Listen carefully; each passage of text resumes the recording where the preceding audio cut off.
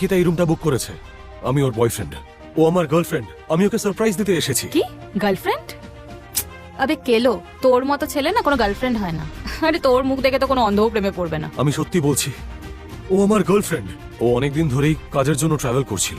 আজ সকালে আমি জানতে পারি যে সে ইজ ব্যাক ইন টাউন, আর ও এই রুমটা বুক করেছে। তাই ভাবলাম এসে ওকে সারপ্রাইজ দিয়ে দিই। সারপ্রাইজ?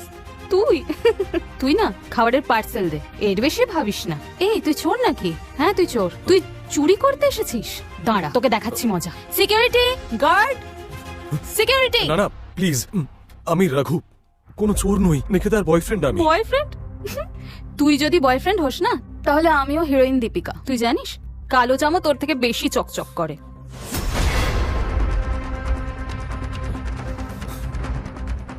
আমি শুধু কিছুক্ষণ থাকতে চাই এখানে।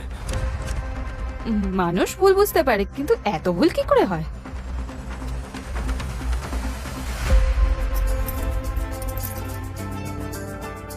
ওর নিশ্চয়ই পছন্দ হবে।